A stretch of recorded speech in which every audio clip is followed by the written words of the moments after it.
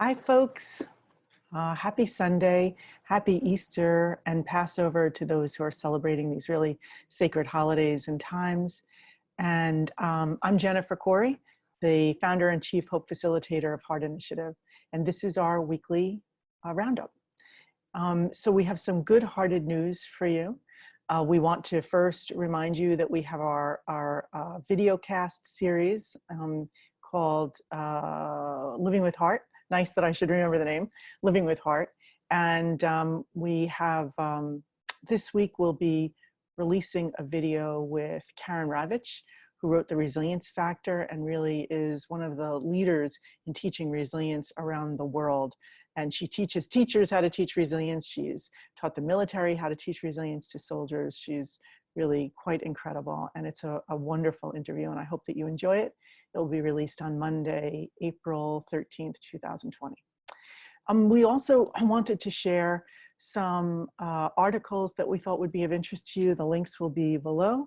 One is by Emily Esfahani-Smith, who we had the pleasure of interviewing last week on meaning and how to make meaning in a time of COVID. It is not to be missed. It was in the New York Times. It's a beautiful article with some really solid tips. So you can watch the interview that we did with her, and you can also read the piece that she did for the New York Times.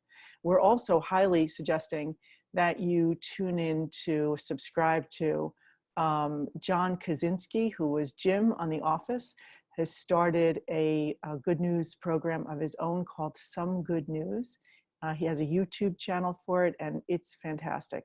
I think he's releasing it about every week or 10 days or so, but it's just really so good, and he's funny, and it's a touching and just really a good, like a feel-good kind of experience, and who could not use to feel good right now. There's also something called Tanks Good News, T-A-N-K-S. Again, the link will be below. And so if you want to avail yourself of more of the good news in the world, that is another source for it. So in addition to the good-hearted news, we recommend that you subscribe there as well. We're doing this because we're trying to help you create some balance between the exposure to all of the negative news, and we don't have to go searching for it. It's like literally coming in the door to us. And yep, this is a serious and a difficult time, but it is not the only thing that's going on in the world. And it's very easy to get a skewed perspective of what's actually happening if we only allow our minds to be hijacked by the traditional news and by fear-based kind of thinking. And, you know, it really sort of activates us that way. And so it's easy to get very narrow in our thinking. And we at the Heart Initiative, we are determined not to let that happen. We just want to continue to remind you of what's possible. And so we have a couple of other articles that we're sharing with you. Again, you'll see the links below, all of which we think will be really helpful in helping to keep your mind open and expand the possibilities. I'm also sharing a letter by a friend of mine. It's a reflection that was written, Kevin Keelan, who is a retired Roman Catholic priest and also a grief counselor. And Kevin just offers some really wise words about how this Easter time can really be a metaphor for what we're going through and for how to be able to navigate. So we have lots of good things for you. We're going to be delivering them to you every week in our ongoing series called Good Hearted News. If you can, if you'd like, you can subscribe below and you'll get notifications about them every week when they come out.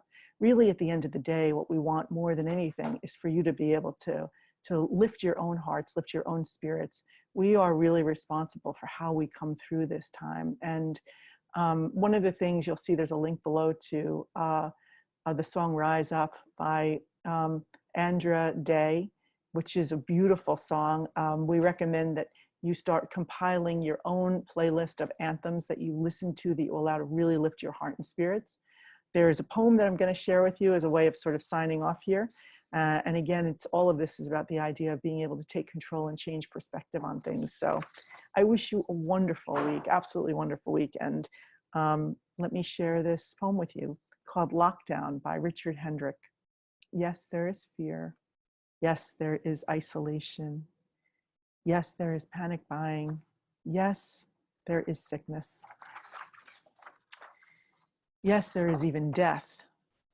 But they say that in Wuhan, after so many years of noise, you can hear the birds again.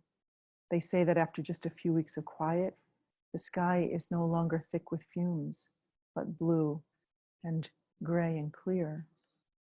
They say that in the streets of Assisi, people are singing to each other across the empty squares, keeping their windows open so that those who are alone may hear the sounds of family all around them. They say that a hotel in the west of Ireland is offering free meals and delivery to the housebound.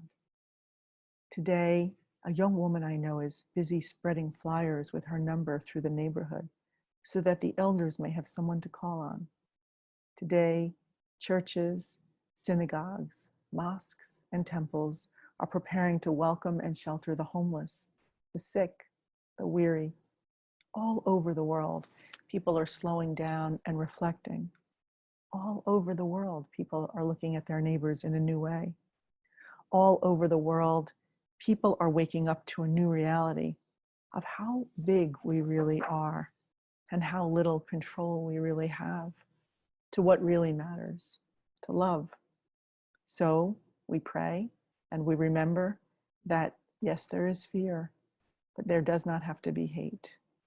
Yes, there is isolation, but there does not have to be loneliness.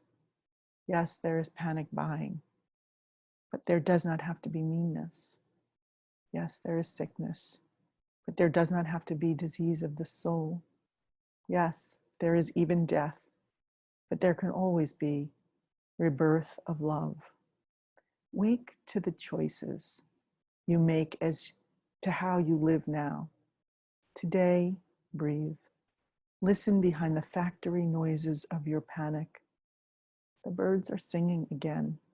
The sky is clearing. Spring is here. And we are always encompassed by love. Open the windows of your soul. And though you may not be able to touch across the empty square, you can always sing. We wish you a wonderful day and look forward to connecting again next week.